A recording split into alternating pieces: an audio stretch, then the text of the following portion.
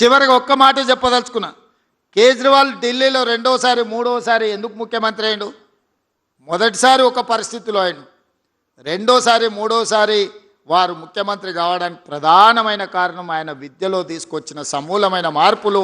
ఆ మార్పుని పేదలకు విద్యను అందించిన టీచర్లు కాబట్టే వారు రెండోసారి మూడోసారి ముఖ్యమంత్రి అయినరు.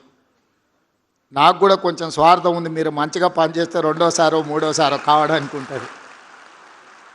నేనేం దాచిపెట్టదలుచుకోలే, నేను కష్టపడతా, నేను కూడా మీతో పాటు పనిచేస్తా. నేనేం పని చేయను, నేను ఫామ్ హౌస్లో అనుకుంటా మిమ్మల్ని కష్టం చేయమని నేను చెప్తలేను. నేను కూడా వస్తాను, మీరు ఏడికి రమ్మంటే ఆడికి వస్తా, తండాలకు రమ్మంటే తండాలకు వస్తా, గూడాలకు వస్తా, ఎక్కడికి రమ్మంటే అక్కడికి వస్తా.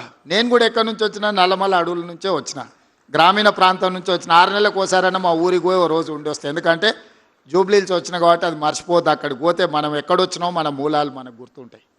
మా టీచర్లకు కూడా నా సూచన ఒకటే, అప్పుడప్పుడు మనం ఎక్కడి నుంచి వచ్చినామో 4 నెలలకు ఒక్కసారి మన మూలాలను మనం గుర్తు చేసుకోవాలి.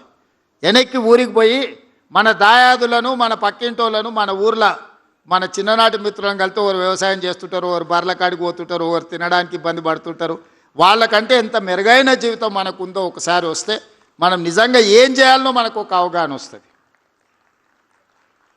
అందుకే ఇక్కడికి వచ్చిన విద్యార్థులకు నేను సూచన చేయదలుచుకున్నా.